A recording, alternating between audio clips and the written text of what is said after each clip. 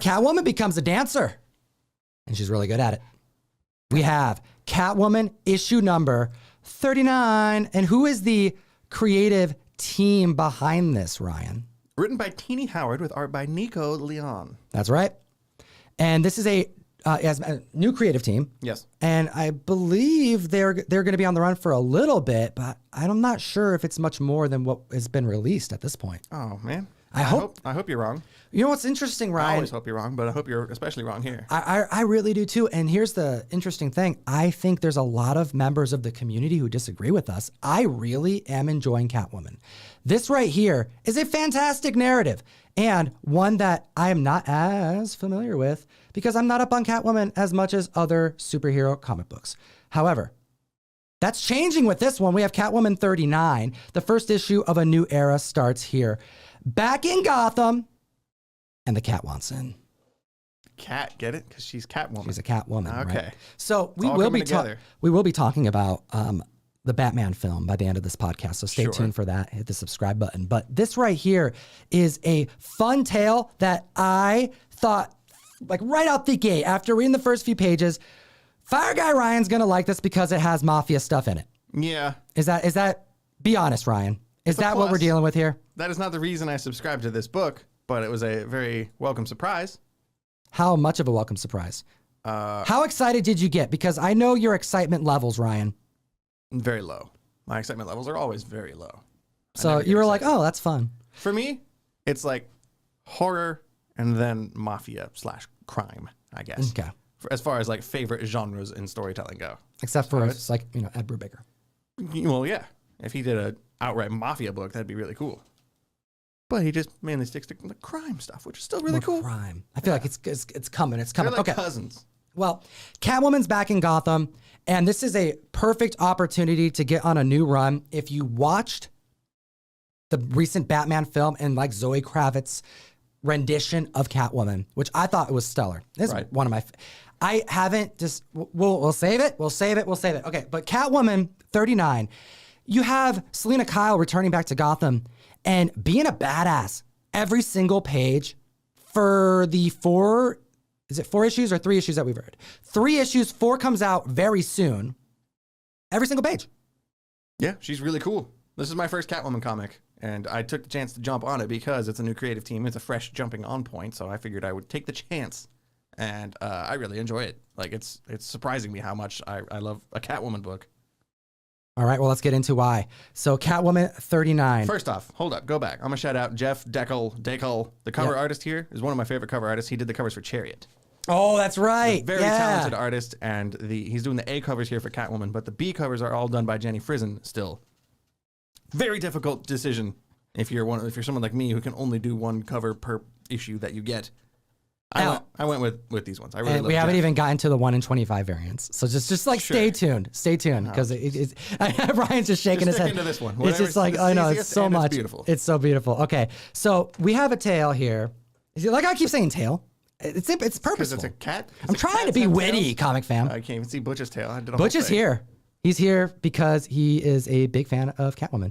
So one thing that I really enjoy about this book is that I didn't add it up, but I really think that it is close to about even how often the narrative is Catwoman speaking to the reader versus what is actually happening in the book. A lot of narration. Right. Which I like. It doesn't really happen a lot in comics. I think narration bubbles are sort of falling out of style in the modern age, and it's kind of cool to see it make an appearance here. I am also a big fan of the art style in this book. The backgrounds specifically, the choice of colors, color work in general, panel placement, it is so dynamic. I'm going to bring it up a little bit. I want to see some. What do you want to see, Ryan? Tell me. Details here, man. Explain what you're seeing to our audio community because this podcast is going to be available on audio only, SoundCloud, Spotify, Stitcher, and iTunes in the future. And we'll just tell you what we're seeing, Comic Fam. This is the inside of the aforementioned strip club where, 4 different members, heads of Gotham's crime families, are coming to have a meeting. That's right. They visit this club and they're up to their crimes. These are not great people. And one of which, how do you pronounce her name? Because I almost in my mind, I called her Echo the whole time, but it was Echo? it's I'd say Echo. Echo. Echo, who is a former love interest. Right. Of They Selena. get into it later on, but they have some history here. And the rest of these guys are basically just mafia goons. Like, by goons, I, of course, mean the bosses. They're here to plot and plan and scheme in a public place where the odds of them being, like, overheard by a wiretap, not to throw around my mafia knowledge, but you want to do that in a public place. Ryan knows a lot about mafia stuff. If you do it in a private place, like, for example, your own personal private business club, there's a chance you could have a wire somewhere in there, you know? You got a wire on, the Ryan? feds could have crept in and bugged the place while you were gone. You wearing a wire? No. Okay. No. But if I was, I wouldn't say yes either. Okay, there you go. Ryan knows. Oh, and then you get hit with pages like this. Hot Jordy damn. Belair on the colors here, by the way. And that's one of the main standout things that made me kind of fall in love with this issue as I was reading it. It was my first time. This is in the first couple pages of issue 39. Selena is such a smart character. Go into the upper left. All right, let's do it. Her intelligence level, it makes sense. Like, okay, post reading this, I never felt more understanding about her and Batman's connection. Like, I read through all the Tom King stuff and I'm like, yeah, I get it. But Batman's not even in this run, and the way that she communicates, the way she talks and thinks out her plans, because she's narrating it to the reader a lot of the time. All the black panels here, that's her speaking to the reader. It makes you go, oh, wow, she's like planned this out so far in advance. Oh, wow, she sees things that other people didn't even think to expect. She has plan B, C, D, E, and F. Oh, yeah, she's doing what Batman does. Hanging out with Batman too much and learning how to plot and scheme in advance. Yeah, she's essentially, low key a detective herself. I mean, you kind of have to be as good of a thief as she is. And the reason why she chooses to do what she does, it's all because she is so damn independent, because she wants to, because it's fun, because she wants something, or sometimes she just wants to think about it. You know, do I even want it? No, I just want to break in just to know that I could.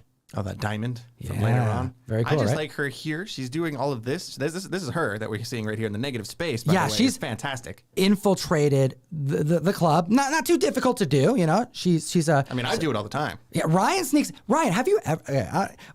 Okay, hold on. Let me bring this back, Ryan. Okay, I'm gonna ask you something. And comment fam, you gotta hit the like button because this is why you're here. I want to tread lightly here. You know, we have a very appropriate show for the whole community. You know, have you ever been to a strip club?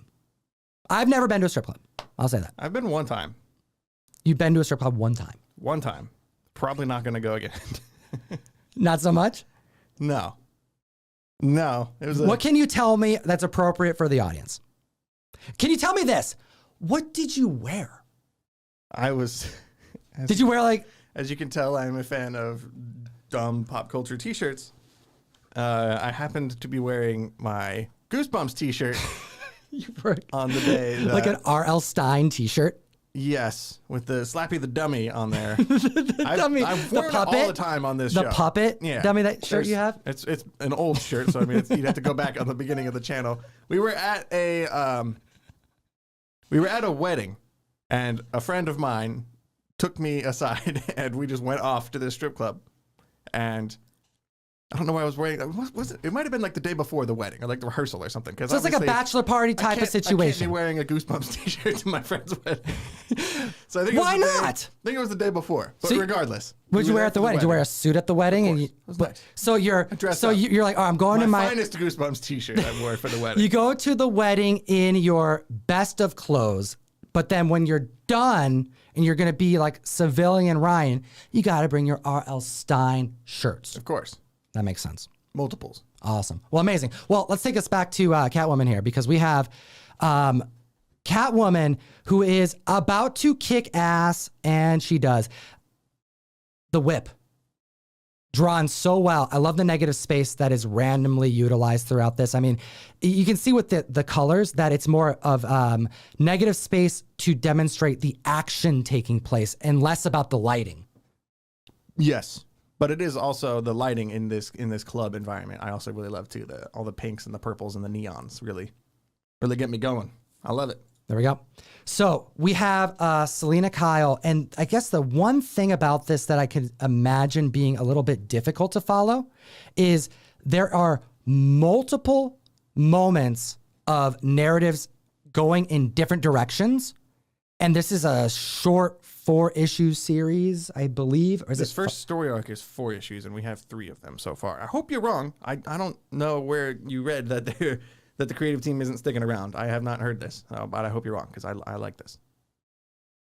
Well, we have Selena Kyle, who is infiltrating this mafia scene, and I really enjoy how she does it. You kind of see her her mapping out of a plan prior to like it takes place, and then you kind of get hit with why she did it, how she does it, and it just demonstrates how much more control she is over situations than anyone can foresee. Yeah, and I guess they demonstrate that on this panel where you see her casing out this hotel, which is a building where these mob guys kind of stash their girlfriends to keep secret from their wives at home. These are not good dudes here. No. I mean, we're talking about the Gotham's leaders of industries that are corrupted at the very core. Got a little taste of that in the Batman movie. That's right. The crime families and the Falcones and all them, but there's a abandoned, empty apartment in this hotel that Selena kind of just takes over. She just moves in. No one's living there. It's a crime scene, so she's now just going to hide out here in the middle of this environment and use that as a staging ground for all of her capers That's she's right. about to go on. Yeah, she chooses what she wants and goes and gets it. You know, she did she had the foresight to figure out, oh, this is a perfect spot for me to land when I decided to go there. And sure enough, she has her own apartment, and what she finds there is a gift. And if you ever want to know what to get a significant other, someone that you admire, a fan of, you buy him a cat, apparently, because that is what she finds in her apartment. This is a very expensive cat also. Sure. Not as expensive as Butch. Butch is very valuable. $10 million. That's right. And this cat is nowhere near as colorful as Butch. That's right. It's like glowing blue. So I don't get it. Well, I don't think that you Maybe need that's to the get light. it. Maybe that's the light from the I think it's outside. supposed to demonstrate the value of the gato. I don't know. We have a character that gets introduced. We have a character that wants to recruit her to join him or her. We don't know the gender of this person. To join them in their thieving activities. Sure, it's But like somebody who more like-minded to Selena, though. Not necessarily just steal for gain. Steal for multiple reasons. You know, Batman- anti-hero reasons. If Batman is the angel on her shoulder, then this person is the devil on her shoulder because they are trying to convince her to pull off some sketchy crimes. And also, by the way, I just so happened to kill some of the people that were here guarding the stuff that we stole. That's right. So she finds out after she's knocked unconscious that some people have been murdered by this new associate of hers. And now she's like, uh-oh, like I have gotten myself in a little over my head by getting involved with this person who may not be as good as they present themselves to be. Oh, I gotta love this art. I just love all of this, man. I don't know who Nico Leon is. Like, I feel like I'm missing out. I wanna research and go back. What's interesting about Selena in this comic that stuck with me, because some aspects of characters, like, you know, like just as far as their design, their decisions, you know, some things stick with me more even than the narrative itself. It's like, oh, this one decision is very memorable. There is a murder of one of the women she saves from the club that because when she was there at the beginning, things went south and like gunshots were fired and Black Mask showed up and like all this, like it went south very quickly and she had to escape all of a sudden with a couple of fellow dancers there. Exactly. And one of those dancers gets murdered, Muck Duck. And there's I'm not even sure if it's on this page that's on the screen, but this is Selena. She's wearing a wig. And she says that something along the lines that if this was Batman, he would feel guilty. But she's not the person who committed this murder. She may have been, you know, present in the whole situation. She may have been one of the many people. And you could even look at her as being partially to blame, but it wasn't her who did it. And that's what separates her from Batman in how she assesses the situation. She wants to go after the murderer not because she feels guilty, because of the statement that they have made to her. It's like, it's disrespectful. You can see it down on the bottom. All that dark red stuff down there is like a flashback sequences to when they escaped from all the gunfire and stuff at the club. And the mob has murdered this person as a way to get back at Selina, just as like a move, like a chess move, without any real acknowledgement of her humanness, her personhood. So Selina views it as like just a disrespect on a fundamental level and wants to get revenge. So we have multiple narratives taking place: a return to Gotham, her kind of establishing herself in the city that she hasn't been in a minute. Then we also have the Mafia families that she's taking down, with multiple narratives intertwined within that. But then also a new character that's trying to recruit her to do some more nefarious, but more like not necessarily bad. They're all illegal, but they're not necessarily terrible things. So you get to the murdering aspect. Yeah, that's a little rough. That's a little weird. But did they deserve it? These are the types of conundrums that are explored in this comic book, and it's done in 3 issues. I also want to say this is my first time. These are the only 3 issues of Catwoman I've ever read, and it makes me want to check out more. And that's what I love about superhero books. Like for Hulk, like you read Immortal Hulk, and all through that run, I was like, I want to go back and find some other cool Hulk stuff. I've never carried or read about Hulk before. And I feel the same way with Catwoman. Like I know Ram V just finished up a run on Catwoman, and I do love his writing.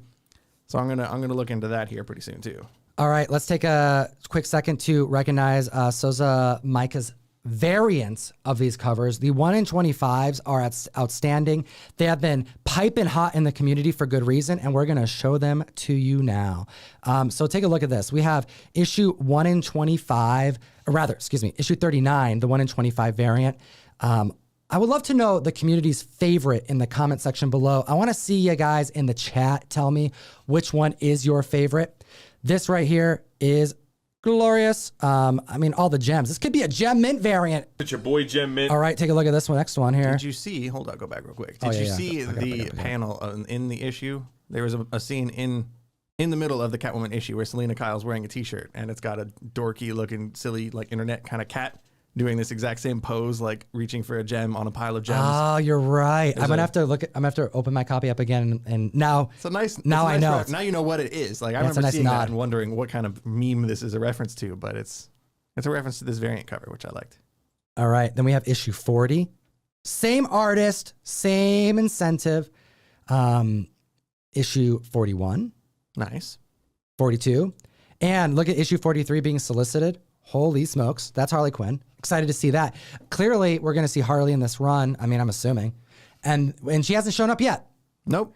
And then I also found this one. I believe this is the next one, issue 46. I could be wrong about that, but they've only done 1 incentive variant from her each time. Maybe because they're getting popular. They maybe are doubling up, but there's not even a trade dress on this one. So these are like early solicitations for comics that aren't going to be out for months. But keep an eye out. This one right here is my favorite. So I'm going to run through them one more time because I just asked people to check it out. So this was 39, 40, 41, 42, 43. It must be 44. Numerically, it makes sense. Let me know what you think. Which one are the comics that you would pick up if you had access to grab one? And I suggest that if any of these are at your local comic shop, and you can grab them for what they typically sell incentives for, which is traditionally around ratio, 25, 30 bucks. This is a book, actually all of these books, they're hitting between 40 to heights of like 70 for some of them. I know that first one with her on the pile of gems that was reused for the second print cover for 39. Correct. And that's how you know that it's hot in the community because the publishers want to bring it back to press. Starting the auction off at $1 for 1 minute like we always do. This is one of our favorite covers, and you got it. A little bit of that, what y'all been looking for, right? A little bit of that, what y'all been looking for, right?